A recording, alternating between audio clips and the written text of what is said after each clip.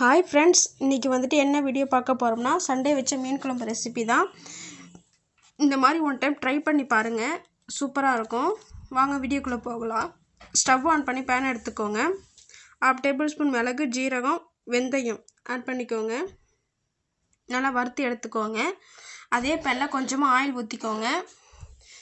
Oil heat ஆனதுக்கப்புறம் பூண்டு, வெங்காயம், தக்காளி மூணுத்தையும் நல்லா வதக்கி எடுத்துக்கோங்க. வதக்கி எடுத்து தனியாக வச்சுக்கோங்க.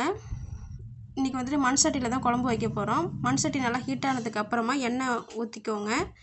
எண்ணெய் நல்லா ஹீட் ஆனதுக்கப்புறமா வெந்தயம், மிளகு, ஜீரகம் 3 நல்லா பொரிஞ்சு வந்ததுக்கப்புறமா வெங்காயம் சின்ன சின்னதாக கட் பண்ணி வச்சுருக்கோம், அதையும் ஆட் பண்ணிக்கோங்க.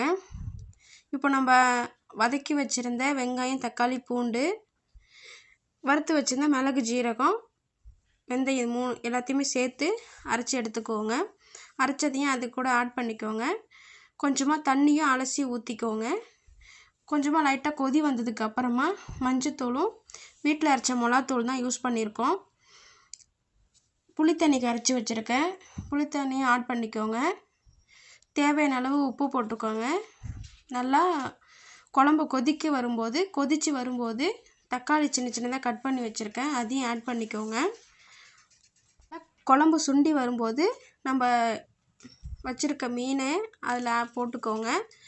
மீனை போட்டதுக்கப்புறம் ஒரு கொதி வந்ததுக்கப்புறமா ஆஃப் பண்ணிவிடுங்க. இது வந்துட்டு கெண்டை மீன் குழம்பு தான். இந்த வீடியோ பிடிச்சிருந்தால் லைக் பண்ணுங்கள், மறக்காமல் சேனலை சப்ஸ்கிரைப் பண்ணிவிடுங்க ஃப்ரெண்ட்ஸ். தேங்க்யூ.